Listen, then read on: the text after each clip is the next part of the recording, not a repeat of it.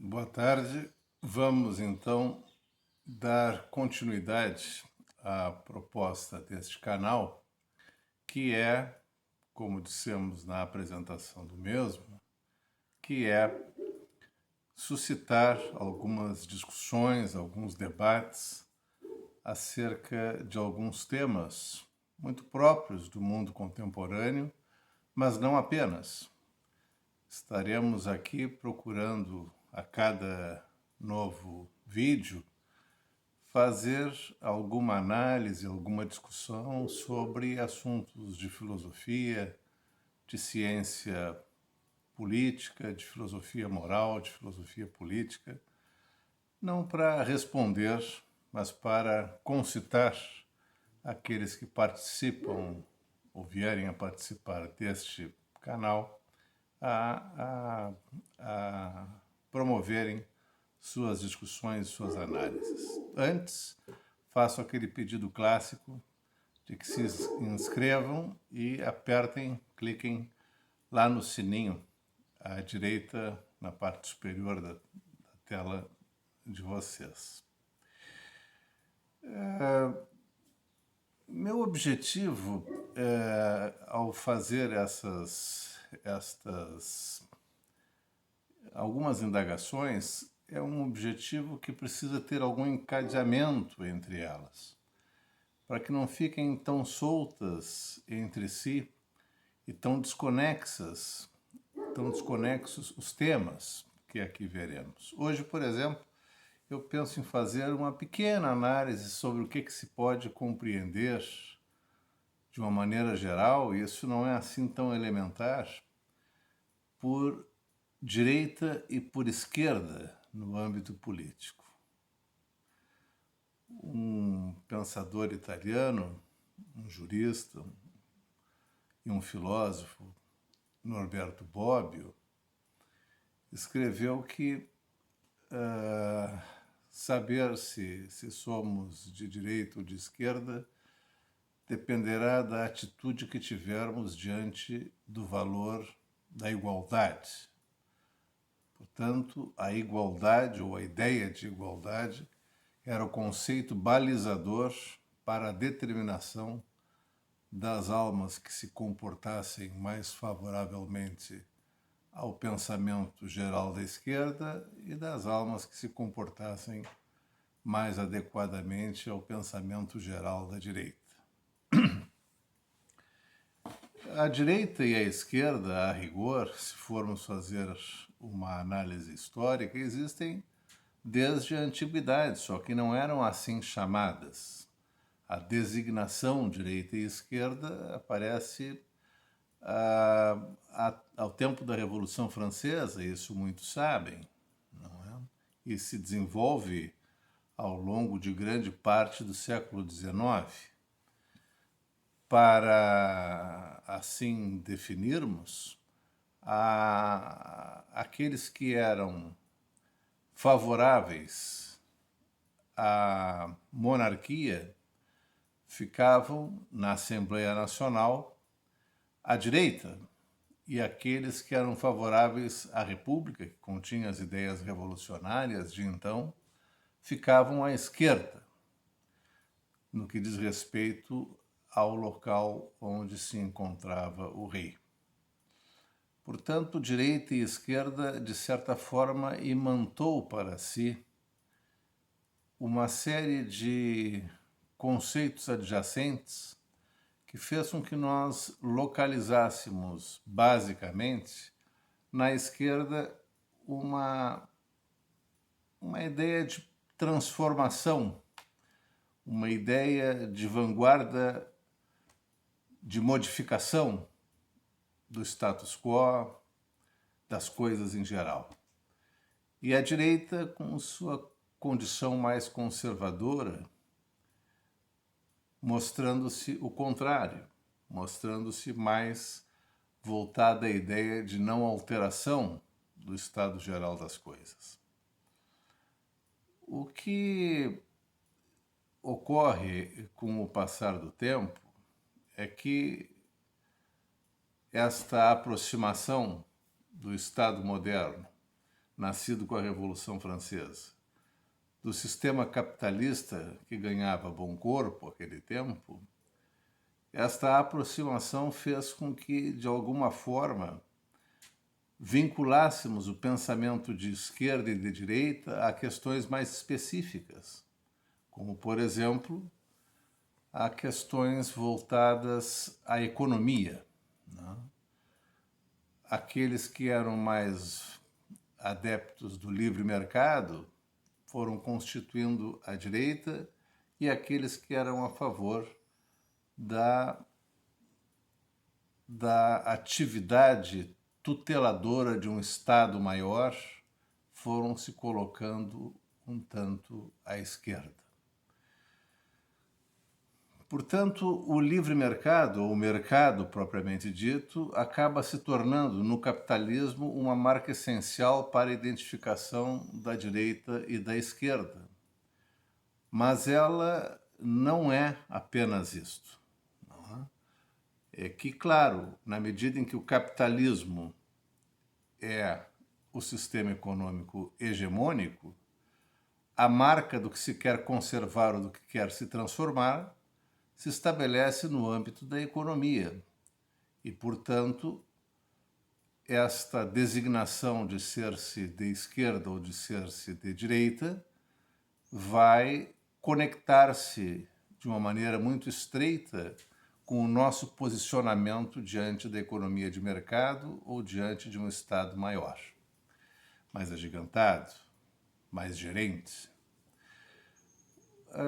Mas, como eu dizia, não é apenas isto à esquerda e não é apenas isto à direita. Por exemplo, nós podemos localizar algumas características importantes na esquerda e na direita que não estão relacionadas de maneira intrínseca às questões econômicas. Veja-se a presença das utopias na esquerda e veja-se a presença da anti-utopia ou do anti-utopismo na direita. A esquerda mais sonhadora, e tem que sonhar mais, porque não pertencendo à estruturação do modelo econômico dominante, a esquerda sempre foi oposição à maneira como o mundo se estabeleceu após o nascimento das repúblicas de inclinação capitalista. Todas foram, não é? Todas foram aderindo ao capitalismo. É óbvio que isto tornou a esquerda mais sonhadora com o que não havia, com o que não tinha ou com o que não estava sob o seu controle. Utopia vem de utopos, no grego lugar nenhum, mas se presta para definir o norte, definir os horizontes para onde nós estamos pretendendo ir, a partir de um lugar que nos é desconfortável e que nos convoca um movimento na direção desse sonho. A direita, obviamente, se torna mais realista, porque a realidade está mais vinculada ao que ela própria produz no mundo. É anti-utopista porque os sonhos com outro mundo são arriscados para quem neste mundo possui o poder. E, portanto, qualquer utopia poderia pôr em risco a ideia de que, se ela é diferente do mundo onde temos poder e domínio, logo ela é perigosa a nós, os capitalistas. Ela é perigosa a nós, neste Estado moderno, sob a regência do modelo de economia de mercado.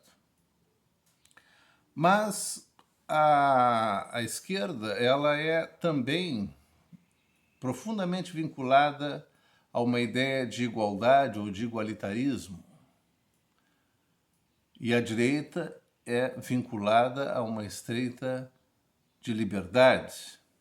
A tutela maior da esquerda se dá ao valor da igualdade e a tutela maior da direita se dá ao valor da liberdade.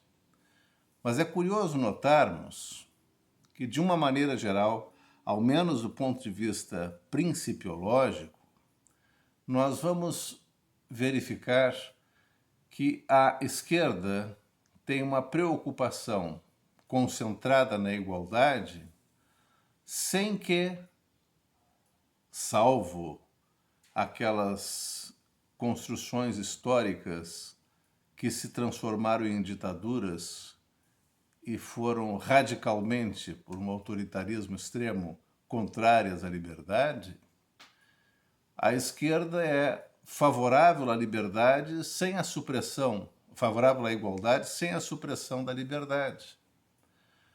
Os valores igualdade e liberdade cabem bem às ideias de esquerda. Mas as ideias de direita, dentro deste modelo com o qual ela se acostumou a caminhar, ou no qual ela se acostumou a caminhar, a direita não tem olhos tão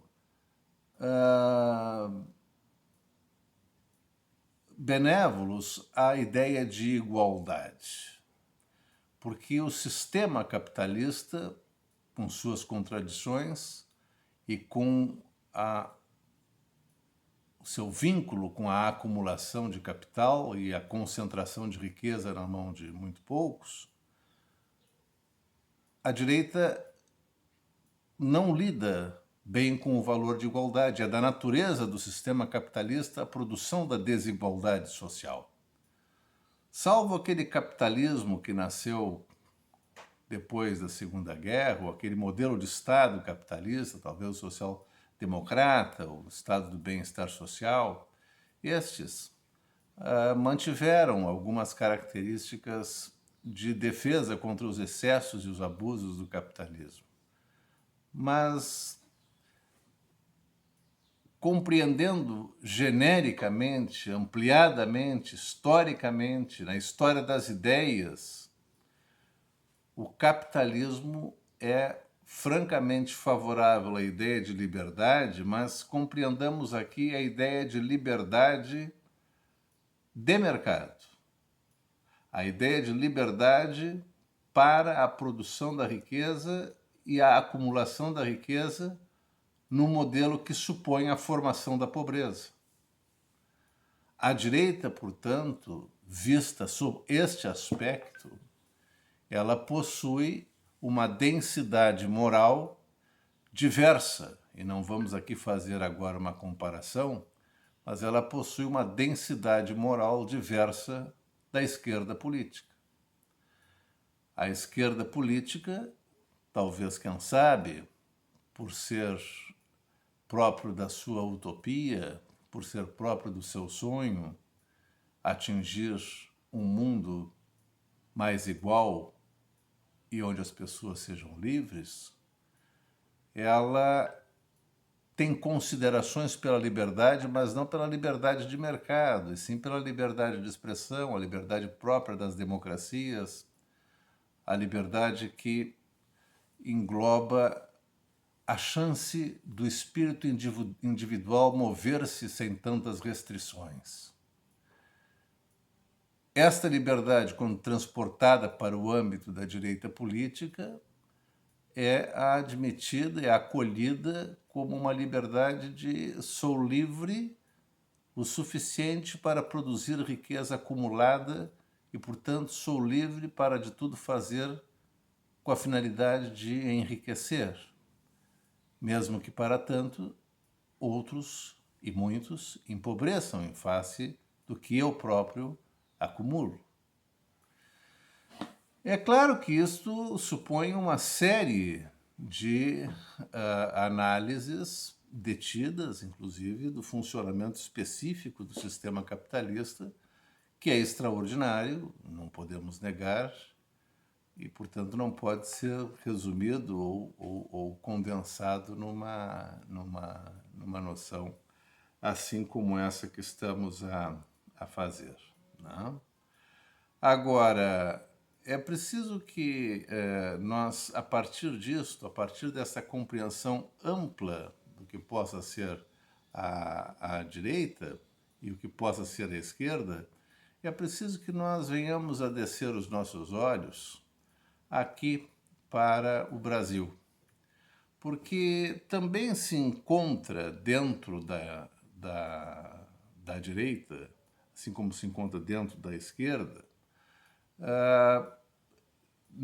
na esquerda se encontram as noções mais democráticas, um certo vínculo amoroso mais intensificado pela democracia. Se encontra um anti-economicismo e se encontra um internacionalismo, uma vocação internacionalista. Ou seja, os povos não têm a intenção, não deveriam ter a intenção de fazer com que apenas o território onde eles se encontram tenha um bem-estar. É preciso pensar na humanidade.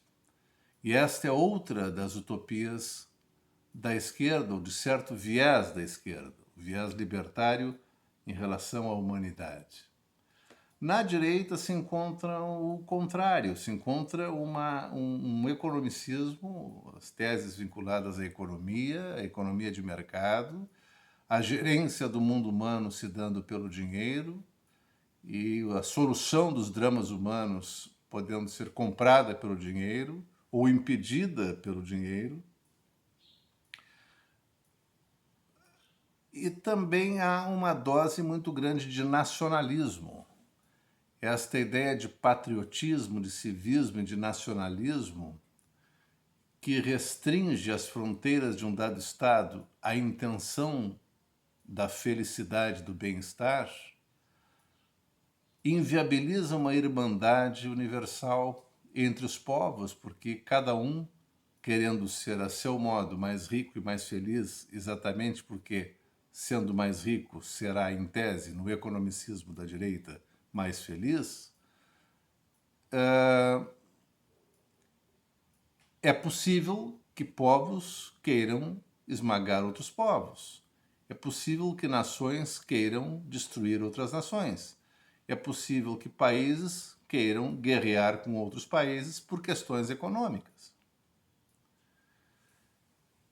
Veja-se como o mundo se comporta em relação ao petróleo, por exemplo, que é uma das commodities mais disputadas no mundo. Não é? Então, é preciso que nós estejamos atentos ao que estamos querendo dizer quando falamos em direita e esquerda.